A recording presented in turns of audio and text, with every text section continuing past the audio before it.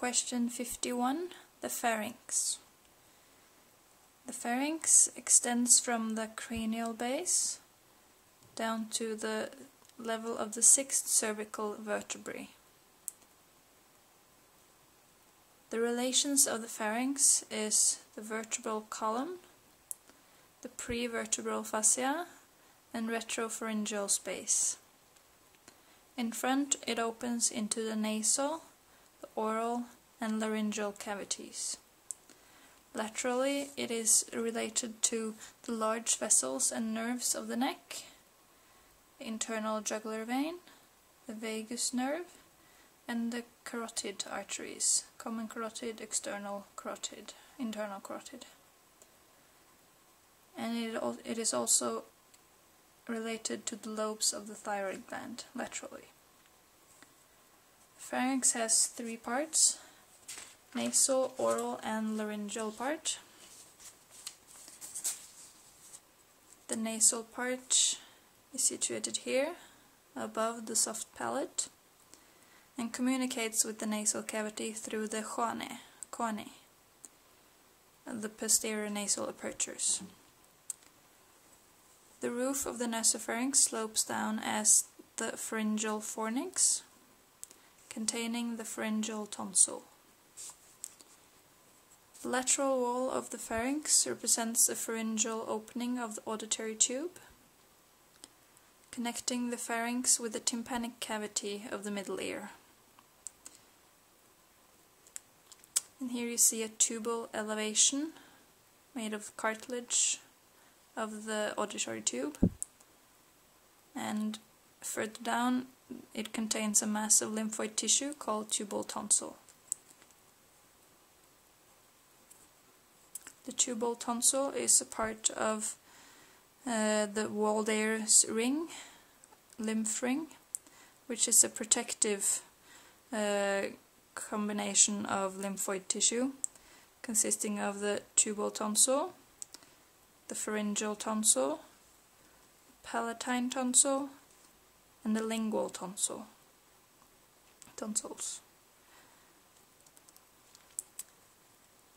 Now the oral part of the pharynx extends from the soft palate down to the upper border of epiglottis, communicates with the oral cavity through isthmus fautium. And here you have palatopharyngeal arch, palatoglossal arch. Between them you have a tonsillar sinus, where you have the palatine tonsil. The overlying mucosa of the palatine tonsil is folded into deep folds called palatine crypts.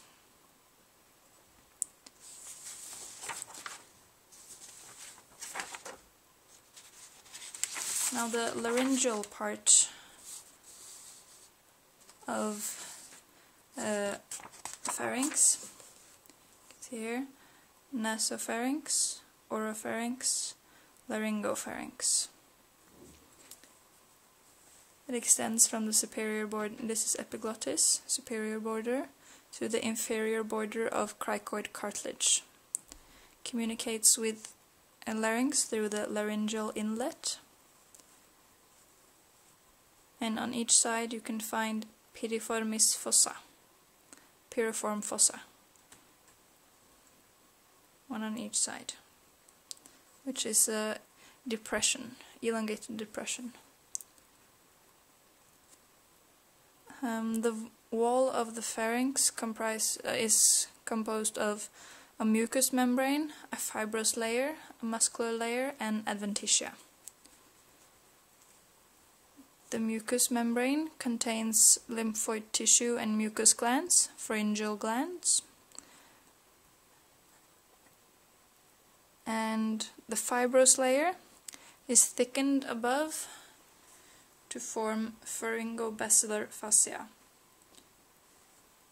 So the superior part of pharynx does not have muscles, it only has this fascia. And inferiorly the fascia continues as pharyngeal raphe.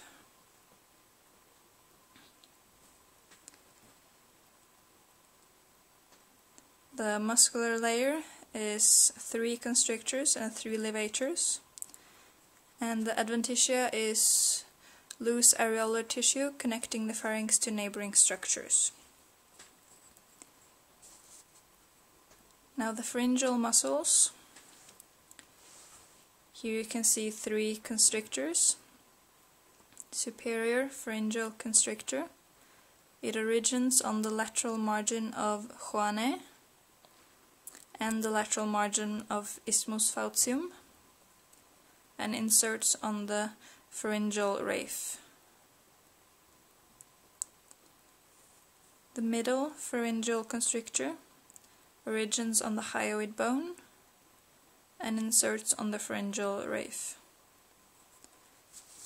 The inferior pharyngeal constrictor originates on the cricoid and thyroid cartilages and inserts on the pharyngeal raphe. Now the action of the constrictors is narrowing of the pharynx. And these 3 muscles are supplied by the vagus nerve, which makes pharyngeal plexus. Now you have 3 levator muscles, which generally originate from the base of skull and inserts into the constrictor muscles. First you have the stylopharyngeal muscle, which originates on the stylar process and inserts in the constrictor muscles, and it is supplied by glossopharyngeal nerve. Here you can see the tongue and the laryngeal inlet. This is thyroid cartilage. Next muscle is salpingopharyngeus muscle,